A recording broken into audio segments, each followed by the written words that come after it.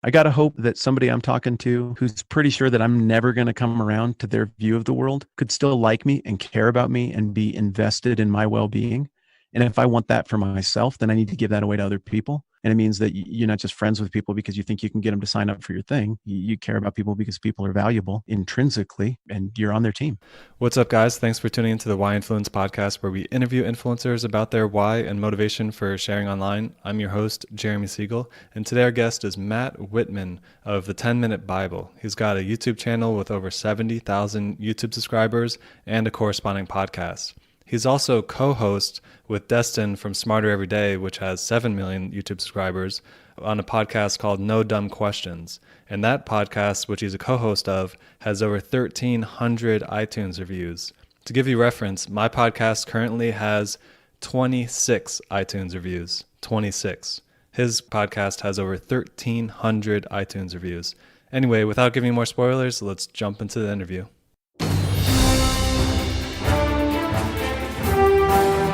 Welcome to the Why Influence podcast, where we deep dive into the why behind some of the world's most influential people.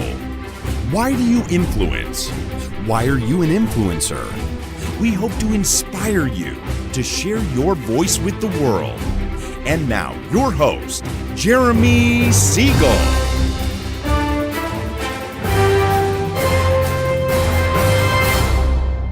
All right, Matt, thanks so much for coming on the show. I've been checking out your content and it's awesome stuff. You've got a lot of diverse things going on. So do you mind just giving us the elevator pitch, like 2 to 3 sentences about each platform so we can learn a little bit about what it is that you do? Yeah, sure. Well, thanks for having me on, Jeremy. I like what you're doing here. I think I'm tracking with what you're going for. I think it's a really good idea. And yeah, honored to get to be a part of the conversation. I do a podcast with my friend Destin Sandlin from Smarter Every Day. The podcast is called No Dumb Questions. He's an engineer. I'm a humanities guy. We pick a topic, and then the fun part is the Venn diagram where our two outlooks on a thing overlap. So we talk, we give each other crap about things, we have fun, and hopefully it's somewhat educational, a little bit funny. So we do that one. That comes out twice a month. Then I do a program called the 10-Minute Bible Hour. It is non-persuasive religious education. I'm a Protestant. I don't know, like your typical run-of-the-mill American Protestant. I've actually been a pastor for a long time, which is a weird gig, not necessarily what I imagined I'd do with my life, but I'm fascinated by the document and I'm fascinated by the history surrounding it. I'm also fascinated by the way people just obliterate each other over Christianity and religion, both from inside and outside of a perspective of faith. And so I'm trying to cool people's jets and get like a common baseline of facts. And then whatever people think is whatever people think, but, have fun, goof around with it a little bit and make it the kind of thing that is a good resource for people who are people of belief like me and my friends who are people of not belief. Yeah, I love that. And I love the dichotomy that you have with Destin, because you've got more of the engineer and scientist mindset, and you've got a humanities guy having conversations. So that's really cool. Thanks. So on this podcast, we talk a lot about unintended consequences. It's when you are your authentic self and putting yourself out there and being vulnerable. It's oftentimes that you impact people. So are there any impactful moments that come to mind as far as people that have reached out to you or people that met you in person that said how much of an impact you've had on them? And do you mind sharing an impactful story with us? Yeah, it's a tricky one because you're asking me to talk about something where I kind of look good, and I could give you just as many stories where I come off looking like an idiot. People reach out to tell me that I didn't impress them and that I wasn't that helpful. So they're the negative unintended consequences too. But honestly, there are a lot of positive unintended consequences. I hear a lot of cool things from people. Is there maybe one that's like coming to mind that's maybe like the coolest, or something that like someone that really touched you that was just emotional for you because of the impact that you had on them? Sure. I want to be vague because it's not my story, but yeah, Okay. I had a guy reach out to me and we swapped several messages, but basically a dude who was raised around faith, kind of the maybe emotional manipulative version that I'm not really a huge fan of myself and that I've also been around. As is so often the case, that version of faith, regardless of what religion you're a part of, it's just destined to break. It doesn't work because once your brain turns on, you start thinking about data and evidence, that the weight influentially of that manipulation on which the faith is founded, it just doesn't hold up. And I think the most exciting expressions of faith for me are those that come after it breaks. That's certainly my story. And so I had a guy reach out who had exactly that situation. Some stuff broke family wise for him, job wise for him. And it was all related to this larger narrative of you get this kid version of faith that you signed up for, and then you start thinking about it and it doesn't hold up. And you start thinking, well, what's the point of anything? How does the world work? And what's the point of my life and relationships? And that really can be a very difficult fallout. And it was for this dude. I don't know. It wasn't any like emotional, inspirational stuff that I put on the internet, but frankly, it was a part of this series I do called Nuts and Bolts of the Bible, where y'all can think whatever you want about what's in the Bible itself, but I just talk about where it came from. What is the actual documented process by which we go from an ancient set of manuscripts to whatever people have in their hands now? And apparently those were the questions against which his kid faith broke. And just having the data in front of him without any necessarily even persuasion behind it was really encouraging to him. And he and I don't practice the same brand of faith at this point, but just thinking about it in that different context, he wanted to reach out to say that really helped and kind of sent him on a different path of thinking about stuff. And yeah, a bunch of good things came out of it. And I feel like I bear very, very little responsibility for any of that. But it was cool to realize that some of my experiences and my own poking around at the questions of religious history and so forth benefited somebody else. Yeah, that's an awesome story. So if you don't mind sharing, how did it make you feel when you got an email like that or an email chain and had that conversation? I love those, man. I mean, it's always cool. I don't know. You do stuff like this too. I'm sure you get a bunch of emails. And I mean, there's a pretty steady stream of just nice remarks. People shoot you a comment or an email or a private message on Twitter or whatever. It's like, hey, I like your stuff. Thanks for doing it. Golly, I'd rather hear that than you're literally Hitler. So that's cool. But it seems like every couple of days you get a note where somebody very specifically describes a situation where they were here.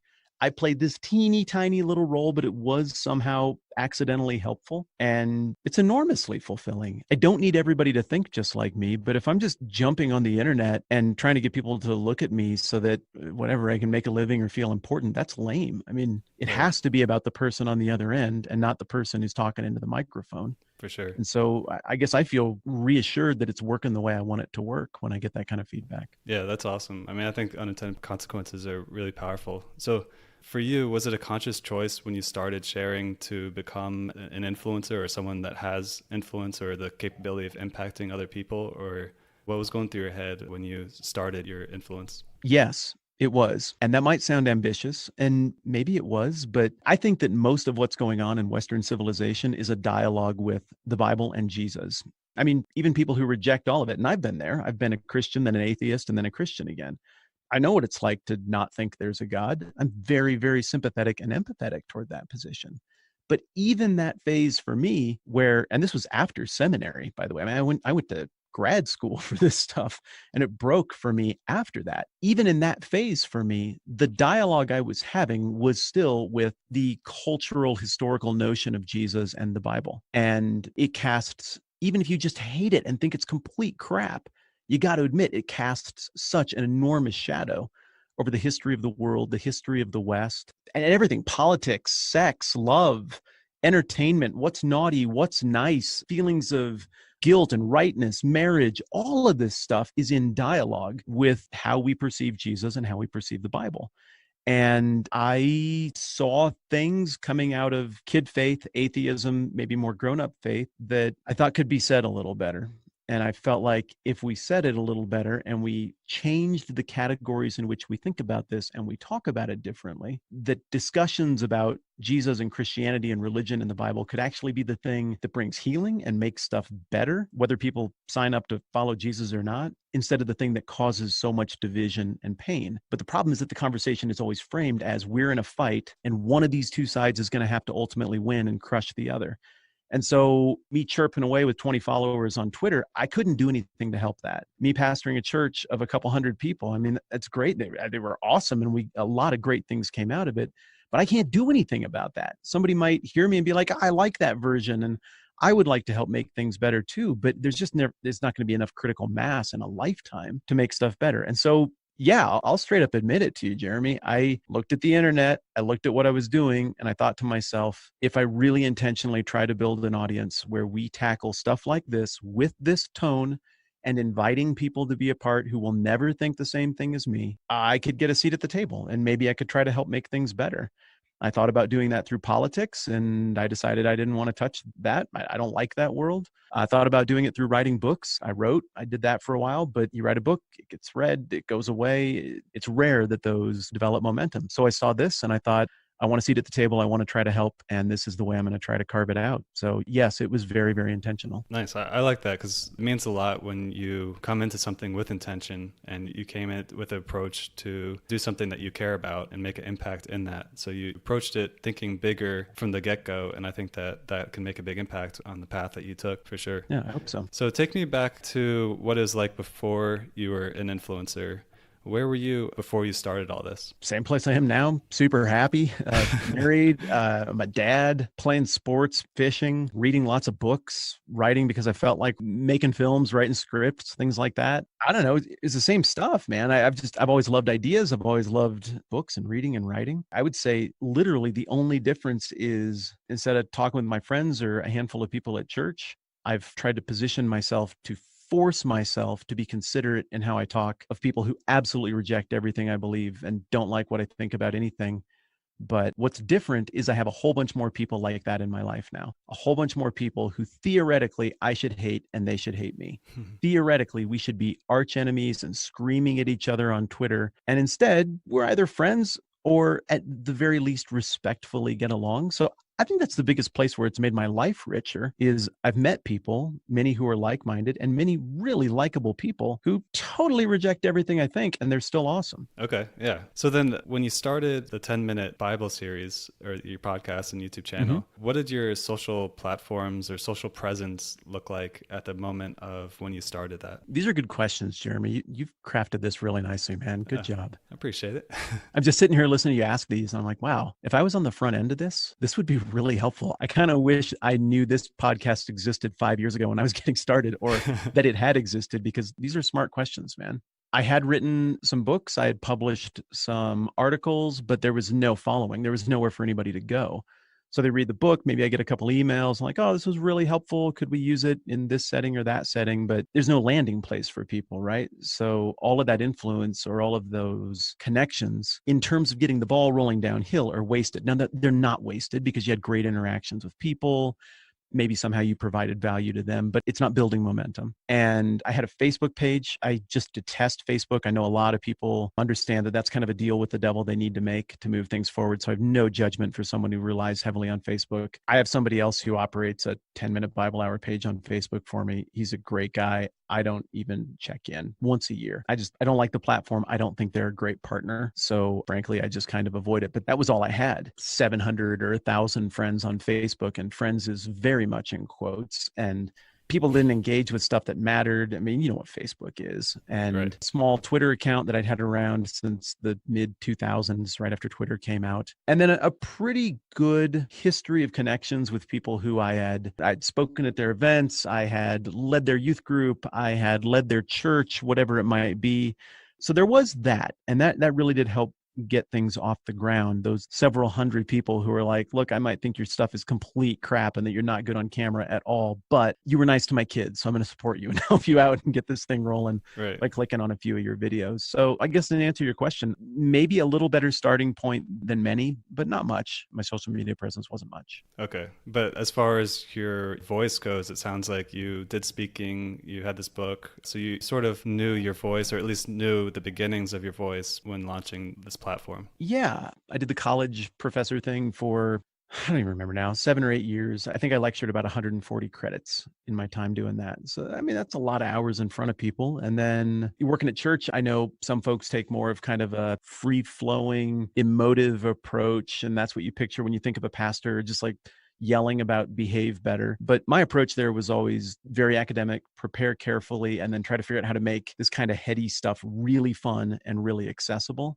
So that has always been what I like in a teacher. I've tried to emulate the people I've seen do that. And so I knew that's what I wanted to be my style. Try to make it as engaging as possible, make people feel like we're just talking one-on-one and having fun with this thing, and take some of the sacredness off of things that I do think are sacred, just for the sake of being able to honestly pull them apart and pick at it and workshop it and ask the honest questions about it. So yeah, stylistically, I feel like that was pretty in place before I ever vainly turned a camera on myself. Okay. So in my experience, people have to give themselves permissions and find ways to maybe take baby steps to build up confidence and push themselves to go outside their comfort zone to start their platform. So you started your platform because you had some pains and you had some experience speaking and being a professor. But would you share some of the things that you went through to give yourself permission to start the podcast or your platform? Yeah, another really insightful question. I think one of the hardest things is just giving yourself permission to be animated and go for excellence. And I'm not saying that I've even figured out what excellence sounds like. I think I've got a ton of improving to do. But I go back and I look at the really early stuff, 300 videos ago. And I feel like at that point, I was a pretty polished public speaker. I had already spoken in front of people much more than normal humans would in a lifetime. I'd done it a lot, learned from my mistakes, had received a ton of very good feedback on that. But man, my early videos are so safe. And it's not that I didn't know how to present myself on camera at that point. I just didn't give myself permission to do it because you don't want to be a poser. You don't want to be like, oh, look who's trying so hard on the internet now. I mean, like anybody would have even said that who I care about, but you're not used to taking negative feedback on the internet. And so you don't want to get yelled at. You're like, okay, if I just say it like this, everybody will like me and this will be okay. But I think it started to get good when I started screwing around more, being a bigger idiot, not being afraid to leave in my screw ups. And like, I said some stuff, I'm just leaving that take. I'll put the correction in text on the bottom. People should know that I don't know all this stuff. I mean, anybody can jump cut everything and read a Wikipedia article effectively, but no, I'm going to go to bigger cuts. Here's a 15-minute one take video. I researched it in advance. Some of this stuff I just know because it's what I do for a living. Some of this I had to look up, and I'm going to do my best to stay in the moment and engaged. I think giving myself permission to be wrong on the internet and fix it in post and just admit, I didn't know that, I was wrong. Hey, I quoted the Bible verse wrong. Here, I put the right one down there on the screen. I'm a big idiot. Bible's important, but I don't know what I'm doing necessarily. And also to allow myself to just deeply and energetically engage. That's the thing I had to get over. And I started to get to a point where I felt like, yeah, if I'm sitting across somebody at Chili's over a thing of queso dip, I can kill it. And they can too. And it's so dang honest and the environment is right. And we talk about whatever. And maybe people get a couple drinks in them or whatever. And man, that's just great conversation. But you know how this is, Jeremy. Right. Then you turn on that freaking camera and all of a sudden there goes 50% of the energy from the people you're talking with. And everything gets safe and guarded, make the 5% of people on either side of the angry bell curve in society mad. And so the 95% of people who would just love to hear you talk like an actual human get deprived of that. And instead we appease the fringes and it's just crap. It's not fun. It's not good content. It's not engaging. And it doesn't feel like you're talking to the people you really like talking to. Getting past that block and trying to just act more like the fun people I know and more like I think I am when I'm at my best, I think has made it better. And again, how long have I been doing this? And the camera still weirds me out a little bit. Still takes a little bit of warming up to get comfortable and act like myself. Right. But I think that was probably the big hurdle, just leaning into it. And I'm going to go ahead and try and people can say what they want. Yeah, that's huge. Because I think it also takes a lot of energy being something that you're not. So when you start out and you're just being something that you're not on camera and then working your way to being more authentic, you actually have to use less energy to be yourself. So to follow up on that, what did you do to overcome being not as engaging to becoming more engaging? Like what kind of strategies or what's the path look like for you to get from point A to point B there? Yeah, I'll start by offering just something very practical. When I was in high school choir, my mom was my music teacher, right? And we'd have to do all these blah, blah, blah, blah, blah, blah, blah, blah, blah, like all of these kind of warm-ups and this stuff with our mouths and getting loose. And I'm like, I'm a baseball player. You get loose to pitch. I don't need to get loose to sing some dumb song in Latin that I don't understand. I think we'll be fine here. And then you actually watch yourself on camera. And then you actually listen to recordings of yourself and you realize, nope, literally anything you're doing requires warm up if you want to do it well, because it's not just a physical warm up to get your mouth and your face and all the things that produce sound where you want them to be, to sound the way you want to sound and come off the way you want to come off. Your audience can't tell, but I'm tapping my brain right now. It's your brain. You get in a flow. You ever play categories, like party game? I know the party game. I haven't played it. What about like Taboo or any of those stupid little games that you play? Okay. So there's this thing that's very real. I mean, they call it flow, right? I mean, like science people say this is like a legit thing. And so with categories. You roll a dice and it gives you a letter of the alphabet. And then you get this card with 12 categories. You have to think of something for each of those categories that starts with that letter. Very simple task. But you'll notice that once you get into it, 4 or 5 rounds, your brain just starts to think in those categories. And it's kind of the Tetris effect, I guess. And then you start to crush it. The same thing is true with a microphone and a camera. If you turn on a microphone and a camera and you keep whatever you did in the first 10 minutes, you're screwing up. Just don't. I mean, okay, if it's a spontaneous moment, you just got to do it. You just take whatever you get, right? If you're interviewing somebody, you just take whatever you get because you made the time to be together. But if it's you and a camera and you have time to craft this thing, run the whole thing and then do it again, or talk about nothing for the first half hour with the camera on and present, get into that mode, watch yourself, listen to yourself, and you'll figure out what it takes and kind of at what moment you get into flow. For some people, like 5 minutes is great. For me, the time keeps getting shorter that it takes to get my brain where it needs to be. But if I don't warm up, I can tell. So the number one thing I would suggest is just allot an extra half an hour to get where you need to be mentally and physically to nail it. And I promise you, anybody who's listening, you put together a great take on whatever content you make, whatever kind of stuff that you like to do or publish, and you're already warm and in flow, and you fire that camera up and you just run it again right after that, you have a better one in you. And eventually you got to stop because you have to do life, but you have a better one in you. And then you take note of what the difference is between the better one and the, I just rolled out of bed and did this one. And you will learn little things that you don't like about the way you come off when you're not warm and that you do like about the way you come off when you are. And you can gradually just muster all of that, flip into that place. And then like you were saying, Jeremy, instead of it feeling like this forced, contrived thing, gradually it just becomes, hey, this is how I communicate and this is who I am. And I'm not being fake. I don't have to keep up any persona or act here. This is just what I do when we talk about ideas. So I think that's a huge way to get past it, is just the discipline to do the warm-up thing. The other thing is find smart, competent friends who can give you really good feedback and who will not make fun of you if you go full on. And I thought about using the Robert Downey Jr. Tropic Thunder phrase there, but I'm going to spare your audience that phrase. But everybody's afraid of going full in on a character or on a thing because you don't want to be a tryhard. You don't want to look like you cared. And then like, that's the worst thing, to look like you cared. And then you tried super hard and it was terrible. You did this like grand rendition of the national anthem, but it was horrible, but everybody could tell you were trying. Like, you just have to own it. It's on you. Nobody wants that embarrassment. Okay, pick a couple people who will not ridicule you for it, who understand that you're trying and that it might be over the top sometimes, and just keep putting it in front of them and get their really honest feedback and maybe trade them feedback for feedback.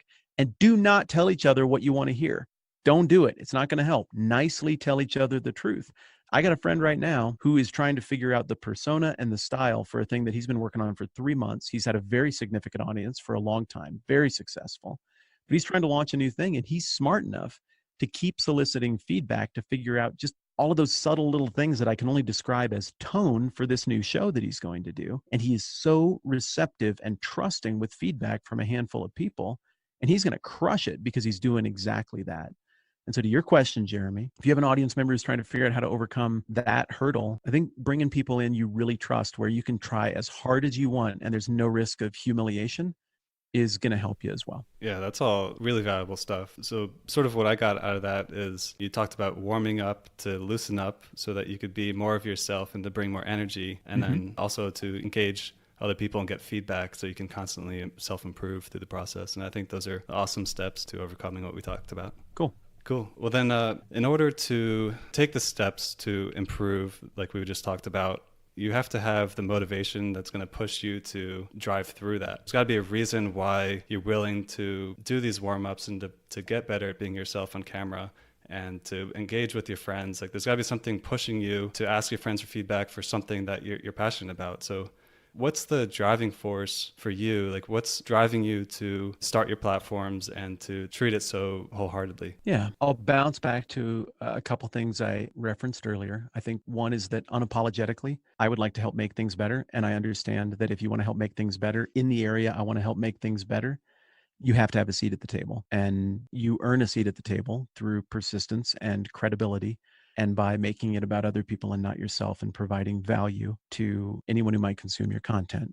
Grandpa Whitman said, people don't care what you know till they know that you care. And so that's one of those driving things. It's all required to move that ball forward. I do want to help make things better. And I do understand that I have to position myself if I want to be able to do that effectively. I also know that if I want this to be what I do, this thing's going to have to produce some kind of income because I've got a wife who I love and kids who I love, and I can't go running after my personal ambitions at the expense of these precious years with my kids. And frankly, I can't take my wife for granted. Precious years of her youth and beauty. And I made certain promises to her. And so I take this whole, provide for my family thing very seriously and even societally. I mean, the state is the biggest provider of welfare, according to a lot of people, but really, I mean, moms and dads are kind of really the biggest provider.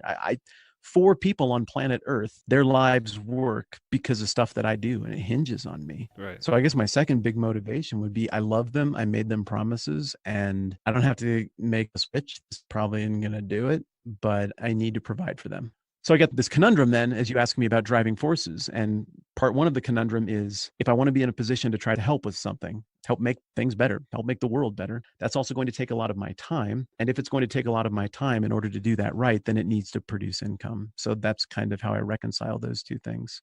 But the other driving thing is I just really like ideas and I really like people. And I'm old enough to remember when you could like both of those things at once, even though ideas can be very volatile and very off-putting to people.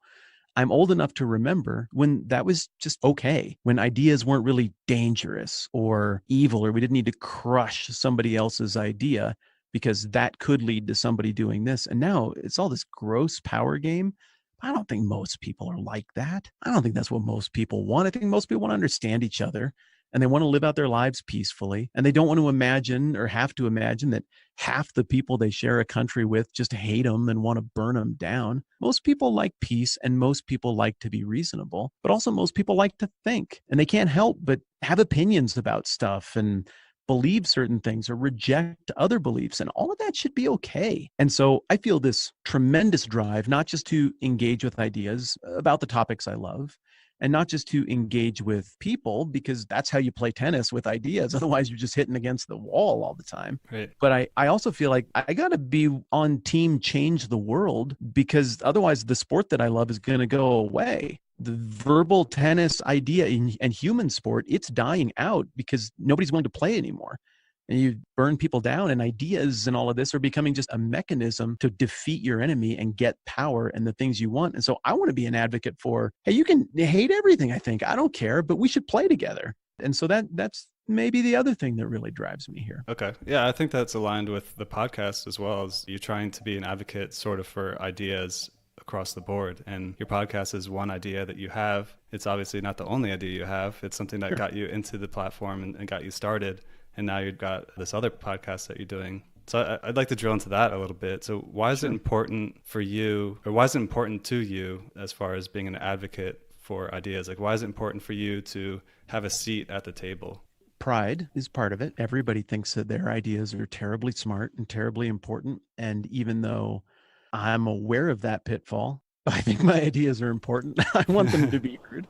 And I don't know, there's nobody I know as well as me. And as much as I think humility is important and what I want and what I aspire to, I just can't come on here and lie to you and then pretend like some of that has to be motivated by self-love or pride, but a lot of it's not. And I think it's okay to be honest about the part that's not as well. Because you talked a lot about you want to make an impact, a large impact on the world. And in order to do that, you have to have a seat at the table. So there's a reason you want to make an impact on the world. And you talked about the pride and self-love. Yeah. And I suppose the reason that I want to make an impact on the world is in part because I think that the thing I believe is enormously good. I think the world is better if the thing that I believe in, which let's just use the language so that I'm not being vague and everybody's welcome to disagree, but we call it the gospel. It's this idea that everything is broken, that everybody has problems.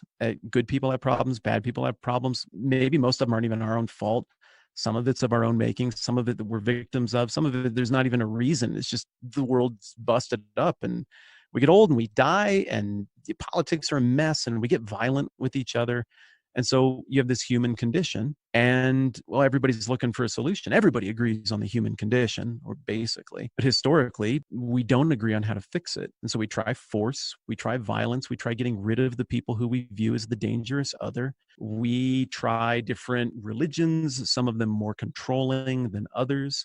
And I'm just really convinced of the one that comes with Jesus, that is rooted first and foremost in the patience of a deity who looks at our situation and is like, yeah, well, I'm perfect and they're not. I could just wash my hands of the whole thing, but I'm not going to. I'm just going to stick with it. And they can't really fix their problem, but I can. So I'll jump in. And I believe, understanding others believe differently, I believe that that's where the Jesus thing fits in.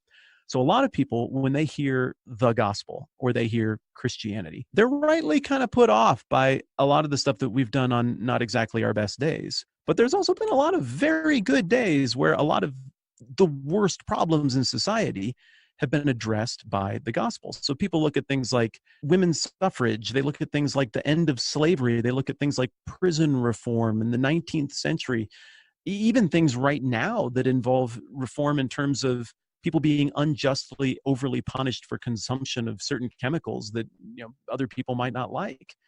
All of the impetus that's behind that is born out of the gospel. The patience of God, as he shows patience and grace to fallen people, gets imitated by us, and we show that to each other. And what I'm saying is, I believe that there is societal good far beyond the boundaries of just, did you get baptized and become a Christian or not, that positively impacts people who utterly reject the notion of the God I believe in the gospel. So I know for a lot of folks who do what I do on the internet, which involves talking about religion, God, Bible, stuff like that, their end game is convert people, get people to sign up for their team, vote their way, and build the power block. I don't care about any of that crap. Of course, I would like people to follow Jesus. I'd be very enthusiastic about that, but I don't have a team. I don't have a power block. I kind of am into rejecting power. So instead, what I'm interested in is this ethic of patience and grace that comes with the gospel and comes with Jesus. And so, yeah, you asked, I'm not afraid to tell you. No, I love it. I'm motivated by exactly this thing. And I do not need people to sign up for my church. I do not need people to think about the world just like me. But I think grace and patience, which are the hallmarks of the absolute core of the Christian thing, I think those are world-changing ideas, and I think we need them now more than ever. And I think to get to those things, we got to do away with some of the weird crap that comes with religion and Christianity and point out the awesome redemptive stuff that is just absolutely beautiful. And even if somebody doesn't think there's a God, it's still absolutely beautiful and what we all want: grace, patience, redemption, forgiveness, tolerance, that kind of stuff. And to me, that all flows out of the character of God and Jesus. I love that. I appreciate you opening up with that. I mean, the whole premise of the podcast is called Why Influence, because it's like, why do you influence? And I'm very happy that you're being vulnerable here and sharing with us, because that's why you're doing what you're doing. And I love that. So for you, you talked about how the world could benefit from the grace, having more patience, tolerance, redemption, all of those things. So to you, success would be, correct me if I'm wrong or help work with me here, as success would look like if you could, aside from money, take money out of it, would look like if you could have the largest possible impact on the planet, bringing in those components and maybe putting those into more people's lives. Yeah, success. I don't know. I haven't really thought about that. Yeah, I suppose it would look like this. There are a few key divisions amongst people. One is inside of religious assumptions, and the other is outside of religious assumptions. Success for me would look like being in the game long enough to deal with topic after topic after topic to bring about understanding. So I've been doing this thing where I go around to churches where they think stuff that I don't really think. It's not my tradition or whatever. And I get a tour of the church and I just ask them to tell me about all the stuff that they think. And I get some pretty negative feedback on it from people from my own tribe who are like, why didn't you yell at him? He's wrong. I'm like, well, actually, as a matter of fact, I do think that there might be a better way to view that than what that guy was saying. But so, how many things have I been wrong about in life that I was sure about? It wouldn't kill me to listen for a few minutes.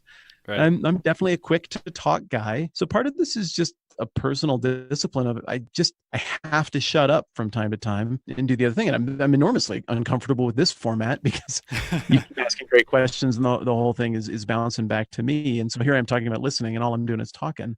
But that's why I'm going around and doing that. I want people to understand other expressions of stuff, and I want them to see at minimum that, okay, you might not be a Roman Catholic. Cool, me neither. But if we understand a few key Roman Catholic assumptions, then you can see why they think the stuff they think. And you can't just write them off as crazy people or bad people or dishonest people anymore. I mean, surely there are crazy Catholics. Surely there are dishonest Catholics.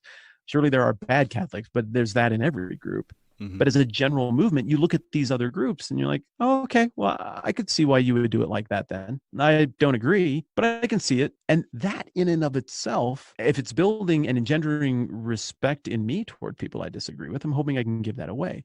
So what happens if I start to do that a lot? And what happens if we move beyond church denominations and I start doing videos with other religions? What happens if I start doing videos on topics where instead of just going out and being like, I think this about guns and you think that, let's fight, but let's try to just be a little bit nicer. What if instead of just a little bit nicer, the conversation is instead geared at, like, let's really get into what makes you tick here. What are the set of assumptions that cause you to come to that conclusion? And to discover these things about each other, to discover the narratives that are running in both of our heads. And all of a sudden, the other person is a freaking human again, instead of a bad person who doesn't believe in God or a bad person who believes in that crazy backward religion.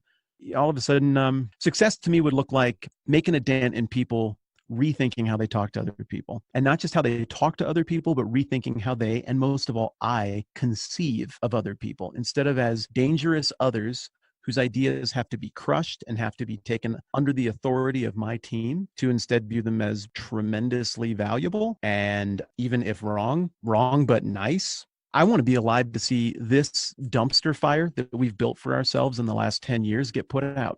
And I'd like to see it get replaced with the best we've ever done in a technologically advanced society in terms of tolerance and peace and mutually working toward good ends instead of demonizing other people. And for me, I would love for Jesus to get credit for that. But again, I know not everybody's going to be crazy about that and doesn't share the same agenda. But even somebody who isn't crazy about that, I think they can agree that those ends would be really, really good. Yeah, that's awesome. That's really powerful. I mean, so you're trying to make an impact whether they believe in Jesus or not. And obviously it's a perk if they do.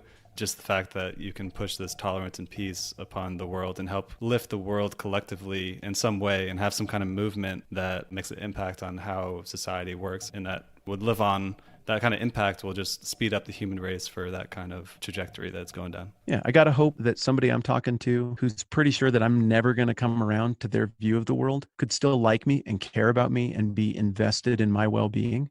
And if I want that for myself, then I need to give that away to other people. And it means that you're not just friends with people because you think you can get them to sign up for your thing. You care about people because people are valuable intrinsically and you're on their team. That's huge. And just to go off that, going back to the money piece, I personally think that we live in an era where if you're someone who can create a movement or contribute heavily towards a movement, that you should be compensated for that. And the way it works now, there's crowdsourcing, there's Patreon, there's all these other sources of income.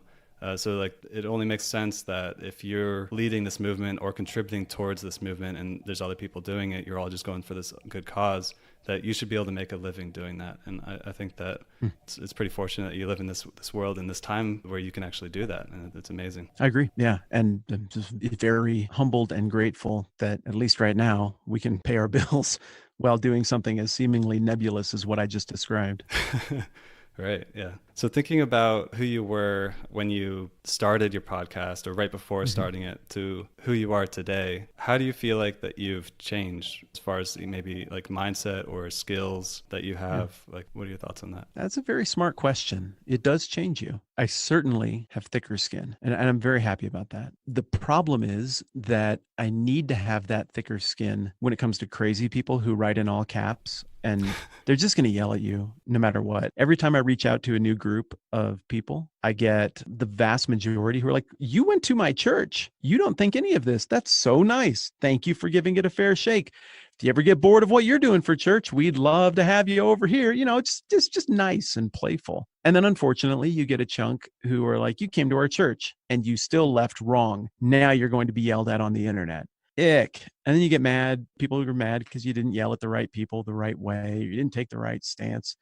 Here's the thing, man. You're never going to make those people happy. You can't give them what they want. The craziest people on the right and the craziest people on the left. Do you really think that if you use all the words they want you to use and you acknowledge all the authorities they want you to acknowledge, and you vote all the ways they want you to vote, that people that unhealthy won't still cannibalize you and each other? Come on.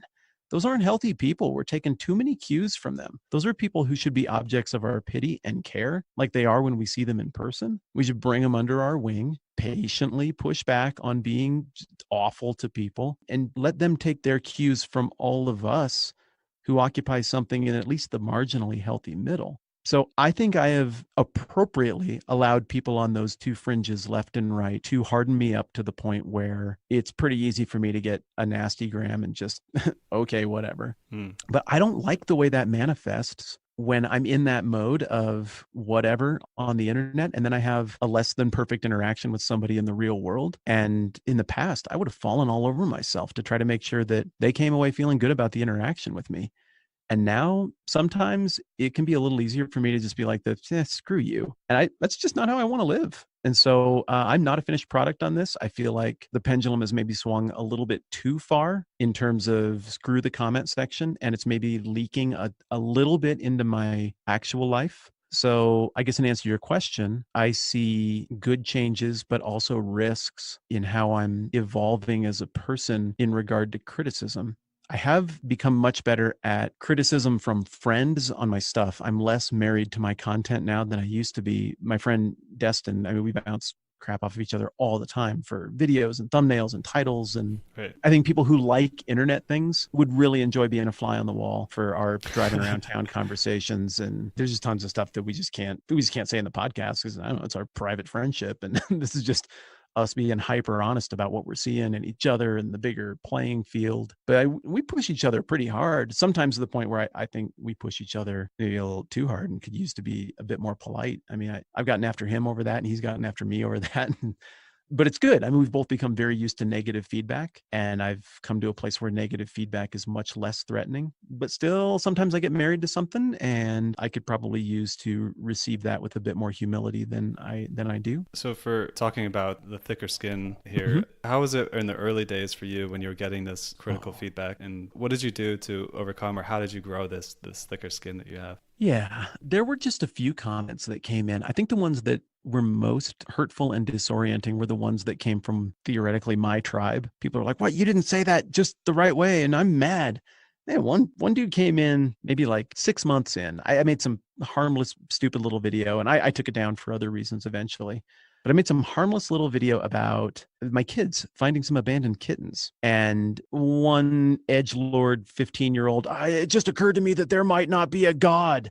Now I'm going to go on the internet and yell at everybody style atheist. And let's be honest, those are the worst kinds of atheists.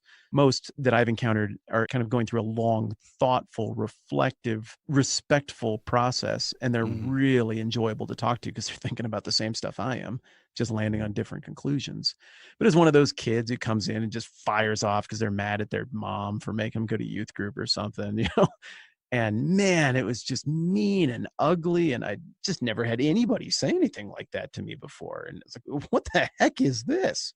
And then at the same time, like very next comment, some whack job fundamentalist right-leaning type came in and gave me just this insane diatribe. And neither of these people were healthy people, Jeremy. These are folks who their family's embarrassed of them. They say weird things at inappropriate times. They stand too close to people while shopping and strike up odd conversations that people don't want.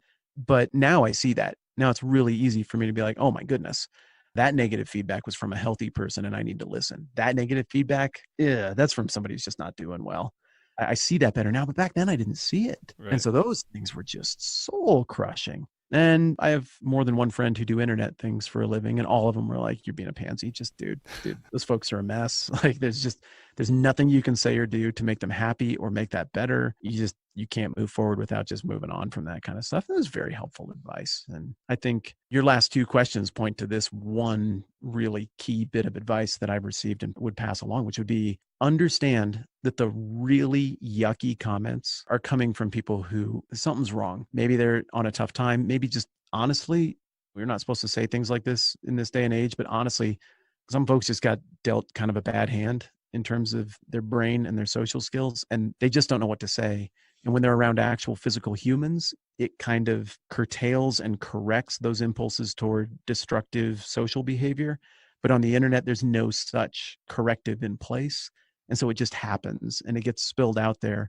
And I would say the same thing here that I said about folks earlier in the conversation, which is these are people who should be objects of compassion and pity, not anger, and most certainly not a referendum on those of us who are receiving comments like that from folks who just aren't doing very well at this moment in life and hope they do better later on. Yeah, I think that anybody that's putting themselves out there, especially vulnerably, they're going to encounter people that will say something negative, and it's important to build that thick skin in order to push through it. And if you have enough, good enough why, then it makes it a lot easier, of course.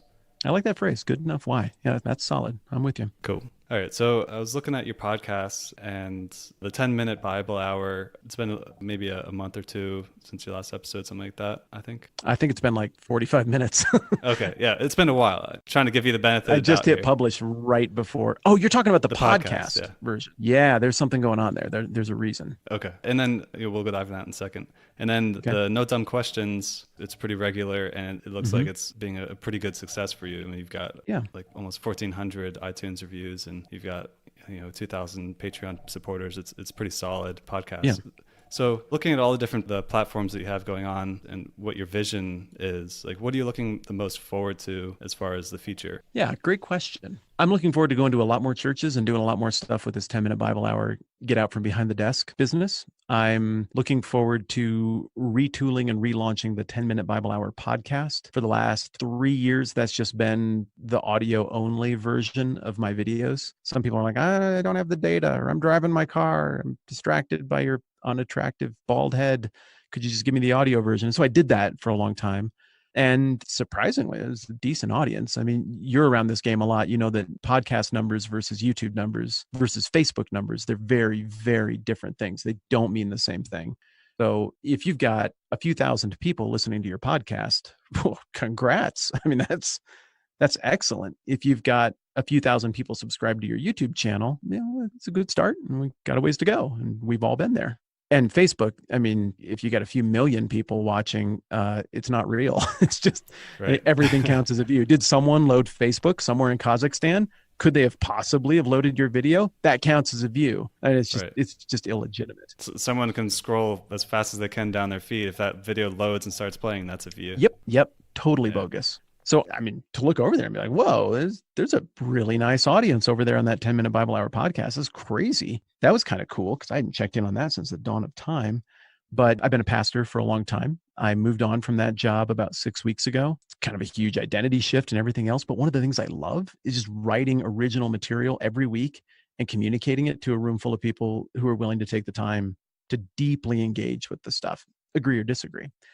And so I like that. The new version of the 10-minute Bible hour podcast is just going to be that. I'm going to do a daily podcast 5 days a week where I basically I go straight through a book of the Bible and look deeply at the history, the context, and the implications of one passage at a time, just going right straight through and explaining it. And then people can think whatever they want, land wherever they want, but try to create, again, kind of a baseline of data, a baseline of facts regarding this important book of the Bible or that important book of the Bible. So that's a pretty big endeavor. I've already recorded a whole bunch of it. That's huge. And it's pretty cool. I've got some excellent potential partners on the front end of this discussion. And I've actually delayed launching that podcast to try to nail down what these partnerships can look like so that I can launch it with them. And instead of doing like a one-off promo for something, make them like legit long-term partners on this thing. So I'm hoping October 1st, I have all of that nailed down and start doing the podcast every day. So I'm pretty pumped about that.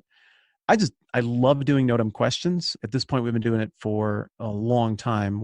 Next episode is 67. And I think it's going to be about the excavations at Nineveh in the 19th century. Destin's going to cover how did they dig that stuff up? How do you physically get sculptures that big out of the ground? And how do you, let alone float them down a river and across the world to get them back to the British Museum? And I'm going to talk about how they got put in the ground in the first place. So I think it'll be pretty dang interesting. That's awesome. But I'm looking forward to just more conversations with my friend, a nice mix of talking about a complex topic versus just talking about life stuff. And then he and I still continue to talk about and chip away at this history channel that we want to do together called History Nugget.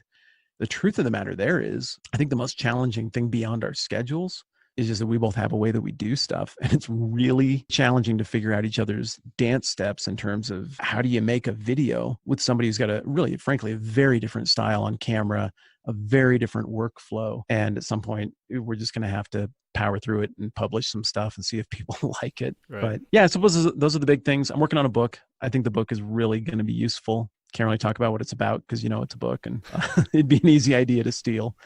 But yeah, I suppose that's the exciting stuff. And then husband, dad, I like that too. Yeah, that's really exciting stuff. Sounds energizing and really big stuff.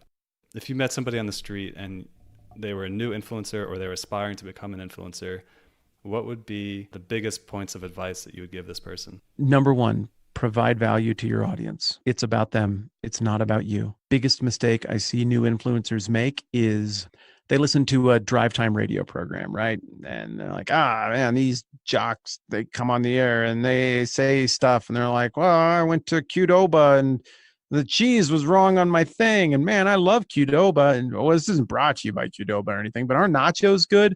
And sometimes I spill stuff on and they just, oh my goodness. I don't like it when radio DJs do that stuff, but at least they have an audience and have kind of earned it. Somebody like me, come on. Somebody with no audience, dude, you got to deliver content immediately. Provide value to your audience, and I'll tell you what doesn't provide value to your audience. Stupid crap about what went on with your day. If you're my friend, boy, oh boy, do I care. But if I am using this limited window of time I have to consume something that will make me better today on you, and you're talking about just stupid, meaningless crap that you did, I'll never pick you again. And that sounds super, super mean, but you asked for honest advice for a new creator, and this would be my number one point. The audience is the point, not you. Joke with them, goof around with them, take them on an adventure with you, experiment a little bit, but be considerate of your audience and give them value. If you don't give them value, no matter how much they might like you personally or think you're charming or clever, they will eventually, as a function of necessity, choose to engage with someone who does provide value instead. You should have a clear picture. Every episode, every post, everything you do, here is what the user gets out of it, and here is what it will be like for them to encounter my stuff. And you go watch my stuff, you'll see all kinds of places I got that wrong. And if I got it wrong, it wasn't from not thinking about it. It was from thinking about it and arriving at incorrect conclusions. But they are the point. That is the central value. Don't waste their time. A second thing that I would suggest is, I guess, just do some stuff. A little bit of lighting, a little bit of effort on gear. You don't need to save up a ton of money. Do something and give it a shot. However, I would make that advice very different for an experienced creator. You want to launch a new thing, you want to do a new thing, take your time. If you've already built an audience once and you're thinking about moving that audience over to something else, take as long as you need to. Be crystal clear on the ethos of the thing so that you are delivering exactly what this is going to be about in episode 1, minute 1. New creator, experienced creator, either way, my advice would be the same here. The more clear you can be on the front end of your content as to what this actually is, what's going to happen here, what the outcome is, what you're going to get out of it, the better things are going to work. You are too close to the math problem. I am too close to the math problem. And as a result, we start thinking about us and the people we know or the commenters. Don't make videos for the commenters. Don't make videos for yourself, for your own circle of friends. Envision an audience and then communicate to that audience very clearly, here's what we're doing and here's how it's going to work. If I could take a mulligan on anything with no dumb questions, it would be right up front. I wish that intro episode, I wish we knew then what we know now about what the rhythm of that show is going to be. And honestly, it might be smart for us to go back and replace the intro episode with a new intro episode at this point that just lays it out. Hey, it took us a while. We figured it out. This is what the thing is. A clear invitation as to what people are going to get and what's going to happen here will really, really help. The other thing I would throw out is connect with other people and don't be lame about it. The sub for sub, collab for collab thing that happens when you're in the early going on this game is crap. It will get you nowhere. It seems like a cheap way to pick up a few subscribers when they're so hard to come by, but just don't make that deal with the devil. You're not going to get ahead. The way to get ahead is make really excellent content and don't quit. Keep making it. Keep doing it. Connect with other people who are doing similar things. If they seem like jerks and they're not into working with you, maybe they're jerks, maybe they're not. Just move on, find somebody else, get connected in the community of creators and deliver value to your audience and quality content. And it'll probably work out eventually. How's that? Useful? Very useful. Yeah, of course. Cool. So I guess you sort of touched on the experience side of things. So I guess I'll open the floor for you to give any last words to the audience, knowing that, the people that are maybe trying to find their voice or trying to build up confidence to start sharing, or people that want to start leveling up how much they share. Just any last words for them? Yeah, I would say this. You go on Twitter, you go on the interwebs, and it seems like the people who everybody's listening to are the loud, obnoxious people that got their shirts off and they're going in the rings with the boxing gloves on and everything's a fight. That is a way to get people to listen to you for a while. But do you know anybody who just uses the F-bomb all the time? And that's a very useful word. I'm certainly not above that word, even if somebody's a minister. There's a place and a time for every word. But if you use it all the time, like in Get Shorty, it's just, you don't have a next word. There isn't another thing to break out when you really need to hit a point. And the same thing happens. I think so many of us who are getting into this feel like the way to get an audience and to show people that we mean it and we believe stuff is to just obliterate other people and yell and complain about stuff and brawl and fight on the internet. That is so basic at this point. That is so done. It is so played out. It is so predictable. It will only appeal to people who, frankly, can't move the ball forward to you. You will get an audience, but your audience will suck, and they will not be the kind of audience that helps you go anywhere or accomplish anything. What you win people with is what you win people to. If you win your audience with hostility, anger, shallowness, pandering, you will only earn an audience of hostile, shallow, angry panderers. If you win an audience with grace and patience and great content and thoughtfulness and some risk-taking and creativity and thinking outside your own circles, then you'll get people who are like that and you will like them. And this will be fun for you and you will make them happy and you will help them. And in return, they will show kindness back to you and you'll feel encouraged. And this will be something that is a really meaningful blessing to get to be a part of in your life. And so I would just say, be smart about what you win people with is what you win people to principle. Was that too preachy? That felt like it was kind of a lot there at the end. Is that all right, man? It was perfect. Appreciate that, Matt. You've shared so much value with us today, and it's just been an amazing experience. I've really enjoyed it. Thank you for letting me talk about these things. Yeah, of course. As you evolve over time, I'd love to bring you back on, and your why is going to evolve over time. You've got all these future-looking things that you're working on, so 6 months or so or a year in the future, just at some point when things evolve to a point that you'd like to come back on, I'd love to bring you back on. Yeah. Well, if your listeners are here, I'm sure they're here because they get it, but I hope they really understand the value you're providing. You're clearly thinking about that and modeling that the right way. This is a listener-centric podcast, and you're giving stuff away for free that's going to make people's lives better. So nice job, and thanks for letting me help out a little bit. Awesome. Thanks so much for that feedback. Before I let you go, I'd like to open the episode with you having the chance to just talk about your brand, your social accounts, your podcasts, Sure. Just anything else you'd like to share. And also, I'm going to have in the show notes links to all your social media, but anything that you'd like to share with us here before we go. Yeah, Matt Whitman, TMBH on Twitter. I just goof around. Like, I don't fight, but share funny stuff, enjoyable things, thoughtful stuff. I think I'm a good follow. I try to be a good follow. Would love to meet people over there on Twitter. The 10-Minute Bible Hour on YouTube, thetmbh.com is where all of that stuff is. My podcast is currently out there as the 10-Minute Bible Hour, anywhere you can get podcasts, but that'll be reformatting here in just a couple of weeks. And I think that's going to be really cool. Sounds like it. Anybody who's in your audience who is not into the religion thing, but would just like to understand it better or their religious friends better, I think that podcast would be really up your alley and interesting. I don't think you'll be bored, even if we don't believe the same stuff. And then at No Dumb Cues, that's No Dumb Questions. That's the podcast with Destin, and you can get that all over the place. Awesome. Well, Matt, thanks so much for coming on the show and being vulnerable and sharing your journey with us. I hope you have a great remainder of 2019, and I look forward to seeing your audience keep on growing. Likewise, Jeremy. Thanks for letting me be a part of this, man. Sure. Well, that concludes this episode. Thank you for taking the time to listen to the interview in its entirety. Matt, thanks again for coming on the show and being vulnerable with us and sharing your why. One of my favorite tips that Matt shared with us is to get loose. And he said to get loose, it requires warming up. So maybe spend a couple minutes, or he even mentioned 30 minutes before creating your content to just start building up energy and getting yourself loose This is a tip that I feel is useful for me because I struggle to bring a lot of energy and I struggle with my vocal variety. So I think that doing a warm-up can actually help me when I'm creating content as well, or even doing it before an interview so I don't have to get into the mode. I can start out in the mode.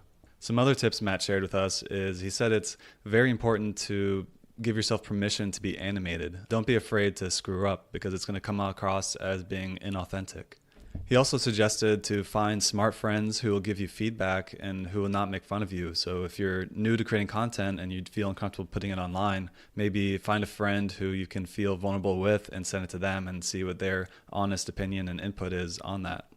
Matt's content can be pretty controversial at times because it's religious and it involves getting criticisms from other people who don't share the same opinions. So he said that he had to grow thicker skin and be able to withstand all these negative or hard comments that are coming his way. And it's more than the average person because people are going to be pounding him for the subject matter on top of just putting yourself out there and being vulnerable. Matt said that it's really important to be considerate of your audience and to make sure that you're giving them value, because if you're not giving them value, they're going to go somewhere else and get value from someone else. I love how asking if there's any last words brings some of the most powerful content. And when I asked that to Matt, he just went into how you shouldn't be boxing on Twitter and just went into a big value add because I asked, are there any last words? And again, in the early episodes, I wasn't asking that question, but I'm finding that that is sometimes where we get the most value, just in that one question right at the end of the interview. I thought I did a pretty good job diving deep into Matt's why. I feel like I'm improving with my digging skills as well as my interviewing skills. And I'm also proud of how the episode format is working out. The first 19, 20 episodes, I used a standard questionnaire and sort of ran down it and went down a couple of slippery slopes along the way. But now it's more of a soft format where I'm trying to get a couple major points and dig deep into those. It seems to be working really well, and I really like how this episode turned out. If you'd like to learn more about Matt, then go to our website, whyinfluence.com, whyinfluence.com, and navigate to episode 21. That's Matt Whitman's interview. And I'll have links to all social accounts, all his websites, everything there, so you can have everything in one place to go find Matt. If you liked this interview and you liked how Matt talked, I encourage you to reach out to Matt and just tell him how you thought the interview went really well and you got a lot of value from our podcast episode. Now, a lot of people struggle to share, and their reason for struggling for sharing varies tremendously. The whole idea behind this podcast is to identify a lot of these self-made barriers and find stepping stones that they can take to overcome those barriers. I hope that you got a lot of value from this episode, and if there's anybody in your network who you think should be sharing and is not sharing, I would love for you to share this episode with them, because our mission is to inspire the sharing of hidden knowledge and wisdom so we can raise the collective consciousness level of the human race. If you want to join the Why Influence community where we support each other, then navigate to whydiscord.com, WHY Discord, DISCORD.com, whydiscord.com, and it'll navigate you to our Discord channel where we have our community and where we support each other to help each other have more influence and to overcome the barriers to starting your influence. If you made it this far, then take a moment and just give yourself a nice pat on the back. You deserve it. You're listening to a podcast about self-development, helping to improve yourself, and you made it through an entire episode of that. So it's an accomplishment to do that. And I thank you for listening. Well, I hope you have a great remainder of your day or evening, and I look forward to seeing you in the next episode of the Why Influence podcast.